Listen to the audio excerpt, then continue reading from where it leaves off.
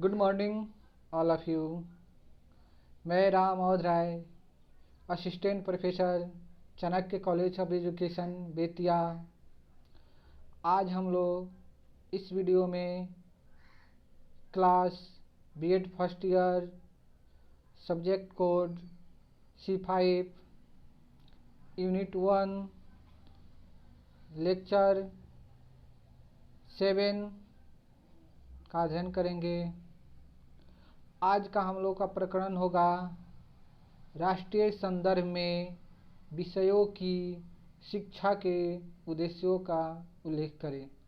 अर्थात राष्ट्र के विषय में, राष्ट्र के बारे में, राष्ट्र के संबंध में विषयों की शिक्षा का उद्देश्य क्या है, कैसा होना चाहिए, कैसा शिक्षा होना चाहिए जिससे राष्ट्र का विकास हो। हम जानते हैं शिक्षा के माध्यम से ही किसी व्यक्ति का विकास हो सकता है, और जब किसी व्यक्ति का विकास होगा तभी उस राष्ट्र का विकास होगा, उसके राष्ट्र का विकास होगा। जब तक किसी राष्ट्र में रहने वाले नागरिकों का विकास नहीं होगा, वहाँ के बालकों को उचित शिक्षा नहीं दी जाएगी, तब तक उस राष्ट्र का विकास नहीं हो सकता है। इसलिए शिक्षा ऐसा होना चाहिए जिससे किसी भी राष्ट्र के बालक नागरिकों का विकास हो। शिक्षा ऐसी होनी चाहिए जिससे बालक का चरित्र का निर्माण हो, उसका आर्थिक विकास हो, सामाजिक विकास हो, राजनीतिक विकास हो, सांस्कृतिक विकास हो, राष्ट्र के बारे में वह सकारात्मक सोचे, ऐसा शिक्षा होना चाहिए। तो चलिए हम लोग शिक्षा आयोग का क्या उद्देश्य था, कैसा शिक्षा दिया जाए कि जिससे राष्ट्र का विकास हो। आयोग का विचार है कि शिक्षा को लोगों के जीवन आवश्यकताओं एवं आकांक्षाओं से संबंधित होना चाहिए। यानी शिक्षा आयोग भी यह माना है कि ऐसा शिक्षा होना चाहिए जिससे लोगों की आवश्यकताओं की पूर्ति हो, आकांक्षाओं से संबंधित हो, उनकी आर्थिक, सामाजिक, राजनीतिक तथा सांस्कृतिक विकास हो, राष्ट्र के निर्माण में वह सहायक हो। इस प्रकार की शिक्षा होना चाहिए। इस उद्देश्य को प्राप्ति के लिए यह 5 सूत्रीय कार्यक्रम निम्न प्रकार से है। इस उद्देश्य को प्राप्ति के लिए 5 सूत्रीय कार्यक्रम बनाया गया जो इस प्रकार है। पहला, शिक्षा द्वारा उत्पादकता में वृद्धि करना, यानी शिक्षा ऐसा हो जिससे उत्पादकता में वृद्धि हो, जिससे किसी चीज़ का उत्पादन हो, निर्माण हो। दूसरा है शिक्षा द्वारा सामाजिक तथा राष्ट्रीय एकता को सुदृढ़ करना, शिक्षा ऐसा हो जिसके द्वारा राष्ट्रीय एकता बना रहे। तीसरा है शिक्षा द्वारा लोकतांत्रिक गुणों का विकास करना, शिक्षा द्वारा लोकतांत्रिक गुणों का विकास करना। चौथा, शिक्षा द्वारा राष्ट्र का आधुनिकीकरण करना। पांचवा है शिक्षा द्वारा सामाजिक, नैतिक एवं आध्यात्मिक मूल्यों का विकास करना। किसी भी राष्ट्र का विकास तभी संभव होगा जब ये 5 सूत्रीय कार्यक्रम को लागू किया जाएगा, जो इस प्रकार है। शिक्षा द्वारा उत्पादकता में वृद्धि करना। हम जानते हैं कि हमें हमेशा नए नए चीज़ की आवश्यकता है। जब तक किसी चीज़ का निर्माण नहीं होगा तब तक हमारा आवश्यकता की पूर्ति नहीं होगी। जब तक हमारी आवश्यकता की पूर्ति नहीं होगी तब तक हमारे देश का विकास नहीं हो सकता है। तो शिक्षा ऐसा हो जिससे उत्पादकता में वृद्धि हो। शिक्षा का संबंध उत्पादकता से जोड़ने के लिए निम्नलिखित कार्यक्रम आवश्यक हैं। पहला, विज्ञान शिक्षा को प्राथमिक एवं माध्यमिक स्तर पर अनिवार्य किया जाए और इस शिक्षा का उपयोग उत्पादन कार्यों में किया जाए। हम जानते हैं कि शिक्षा के द्वारा उत्पादकता में वृद्धि कब हो सकती है, जब विज्ञान शिक्षा को प्राथमिक एवं माध्यमिक स्तर पर अनिवार्य किया जाए और इस शिक्षा का उपयोग उत्पादक कार्यों में लगाया जाए। कार्य अनुभव को सभी प्रकार की शिक्षा के एक अभिन्न अंग के रूप में प्रारंभ किया जाए, जिससे शिल्प विज्ञान तथा औद्योगिकीकरण हेतु उत्पादन प्रतिक्रिया में विज्ञान के उपयोग का हर संभव प्रयास किया जाए। नेक्स्ट है, माध्यमिक शिक्षा को व्यवसायपरक बनाया जाए, यानी माध्यमिक शिक्षा ऐसा हो जिससे बच्चे को रोजगार मिले। चौथा है, उच्च शिक्षा में कृषि विज्ञान तकनीकी शिक्षा पर बल देने के साथ साथ विज्ञान एवं तकनीकी क्षेत्र में शोध कार्यों को विकसित किया जाए।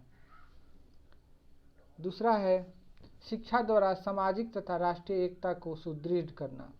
हम जानते हैं कि जब तक हमारे राष्ट्रीय एकता को सुदृढ़ नहीं किया जाएगा तब तक हमारे राष्ट्र का विकास नहीं हो सकता है। ऐसा शिक्षा होना चाहिए जिसमें राष्ट्रीय एकता की भावना सबके अंदर जागृत हो। शिक्षा ऐसा होना चाहिए। आयोग ने अपनी जांच में पाया कि तत्कालीन शिक्षा प्रणाली राष्ट्रीय एकता तथा एकीकरण को कायम रखने में विफल रही है। अतः देश की प्रगति हेतु सामाजिक एवं राष्ट्रीय एकीकरण की आवश्यकता का अनुभव करते हुए आयोग ने निम्न सुझाव दिए। पहला, गुणवत्तापूर्ण शिक्षा प्रदान करने हेतु एक समान स्कूल प्रणाली की स्थापना की जाए, जिसमें शिक्षा सबके लिए समान रूप से उपलब्ध हो और अच्छी शिक्षा आर्थिक आधार पर नहीं बल्कि योग्यता के आधार पर उपलब्ध हो।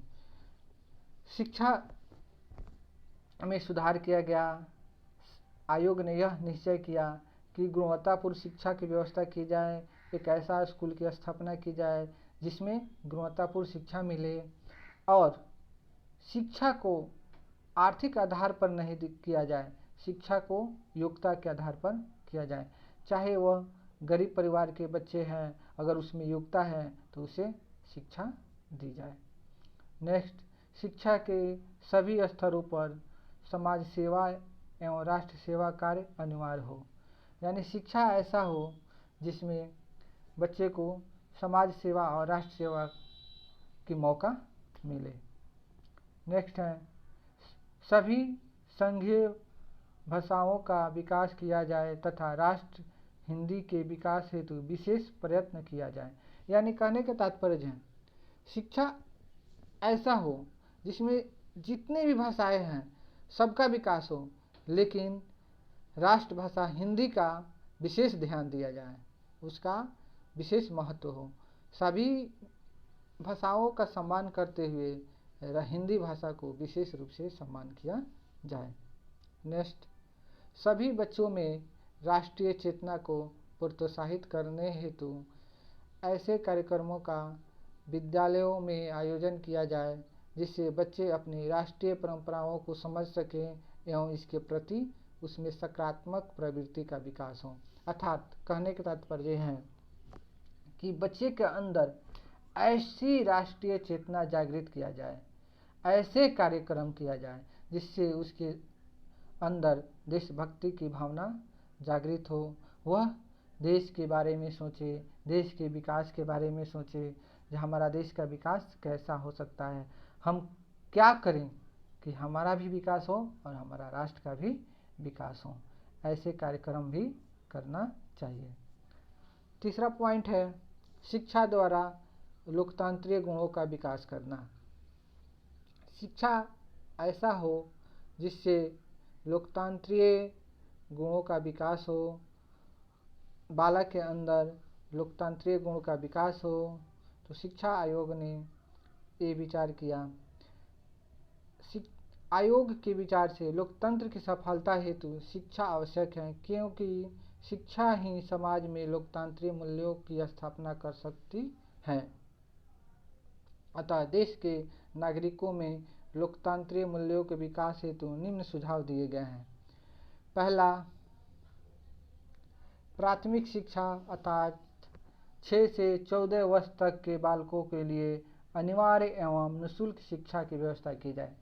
अनिवार्य यानी सबके लिए शिक्षा हो, और निःशुल्क मीन्स मुफ्त में, फ्री में शिक्षा मिले, किसी प्रकार का शुल्क नहीं हो, तभी जाके बालक के अंदर लोकतंत्रीय गुणों का विकास होगा। दूसरा है, विद्यालयों में समानता, धर्मनिरपेक्षता, राष्ट्रीय एकता, सहिष्णुता, भाईचारा एवं सहयोग की भावना का वातावरण उत्पन्न किया जाए। यानी ऐसे शिक्षा दिया जाए जिसमें सबको समानता हो, किसी भी प्रकार के धार्मिक भेदभाव न हो, राष्ट्रीय एकता हो, हम किसी धर्म के नाम पर न लड़े, एक समान आपस में मिलजुल कर रहें, राष्ट्र की कदर करें। हम हिंदू है या मुस्लिम है, सिख है, ईसाई है, सबके लिए यह राष्ट्र सम्मान है, किसी खास जाति या खास धर्म के लिए यह राष्ट्र नहीं है। सहिष्णुता, आपस में हम लोग भाईचारा रखें, एक साथ मिलजुल कर रहे, हमारे अंदर सहिष्णुता होना चाहिए, ऐसा शिक्षा की व्यवस्था की जाए। नेक्स्ट है, सभी बच्चे को शिक्षा के समान अवसर दिया जाए। यानी जितने भी बच्चे हैं सबको शिक्षा का समान अवसर मिले। ये नहीं कि यह गरीब परिवार के बच्चे हैं तो उन्हें शिक्षा नहीं दिया जाएगा, शूद्र कास्ट के हैं तो शिक्षा नहीं दिया जाएगा। शिक्षा सबके लिए होना चाहिए। प्रौढ़ शिक्षा का अधिक से अधिक प्रचार किया जाए, अर्थात प्रौढ़ों को भी शिक्षा दी जाए, प्रौढ़ों को भी शिक्षित किया जाए, तभी जाके राष्ट्र का विकास हो सकता है। नेक्स्ट है, विद्यालय में ऐसे कार्यक्रमों का आयोजन किया जाए जिससे बच्चों में लोकतांत्रिक मूल्यों में आस्था उत्पन्न हो तथा वे तदनुकूल व्यवहार करें। यानी ऐसे ऐसे कार्यक्रम का विद्यालय में आयोजन किया जाए जिससे बच्चों के अंदर लोकतांत्रिक भावना का विकास हो और वह अपने व्यवहार में उसे लागू करें। नेक्स्ट है चौथा, शिक्षा द्वारा राष्ट्र का आधुनिकीकरण करना। हम जानते हैं समय में बहुत परिवर्तन हो गया। प्राचीन काल में लोग जंगल में रहते थे, नदी के पानी, कुआं के पानी पीते थे, चलने के लिए सवारी नहीं थी, पैदल दूर दूर मीलों की यात्रा करते थे, पहनने के लिए वस्त्र नहीं था। लेकिन धीरे धीरे समय में परिवर्तन हुआ, आज लोग चांद तक पहुंच गए हैं। तो शिक्षा के द्वारा राष्ट्र का आधुनिकीकरण होना आवश्यक है। हमें ऐसा शिक्षा की व्यवस्था की जाए जिससे राष्ट्र का आधुनिकीकरण हो, जो अभी समय की मांग हो उसका राष्ट्र पूरा कर सके। यह कब हो सकता है? जब उचित शिक्षा दी जाएगी। ऐसा शिक्षा की व्यवस्था किया जाएगा तभी हो सकता है। पश्चिमी सभ्यता में जिस तरह शिक्षा दी जाती है उस तरह हमारे यहाँ भी शिक्षा की व्यवस्था हो। इसके लिए राष्ट्र के आधुनिकीकरण में आयोग का तात्पर्य विज्ञान एवं तकनीकी के प्रयोग से देश का आर्थिक विकास करने और जनसाधारण के जीवन स्तर को ऊंचा उठाने से है। अर्थात राष्ट्र का आधुनिकीकरण कब होगा? जब विज्ञान और तकनीकी शिक्षा का प्रयोग किया जाएगा। विज्ञान और तकनीकी शिक्षा से देश के आर्थिक स्थिति में विकास होगा और जो वर्तमान समय में जो मनुष्य की आवश्यकता है ये सारी चीज़ उसे प्राप्त होगी। इसके लिए उसे निम्नलिखित सुझाव दिए हैं। पहला, विज्ञान के इस युग में ज्ञान की तीव्र एवं प्रसार की गति के साथ शिक्षा को सभी गतिशील बनाए रखने का प्रयास करना।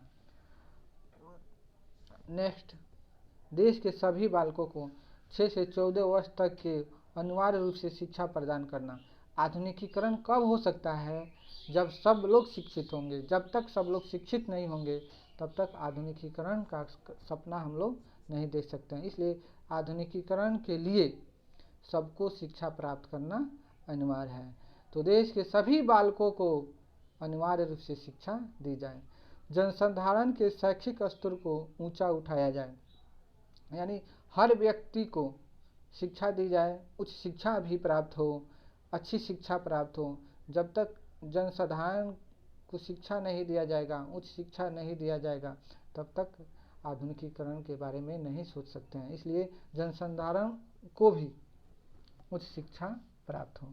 उच्च स्तर पर विज्ञान और तकनीकी शिक्षा की उचित व्यवस्था की जाए तथा छात्रों में स्वतंत्र चिंतन एवं निर्णय लेने की शक्ति का विकास उठाया जाए। अर्थात उच्च स्तर पर ऐसे विज्ञान की शिक्षा दी जाए जिससे छात्रों का विकास हो और वह स्वतंत्र रूप से समाज के निर्माण में अपना योगदान दे सके, थिंकिंग कर सके।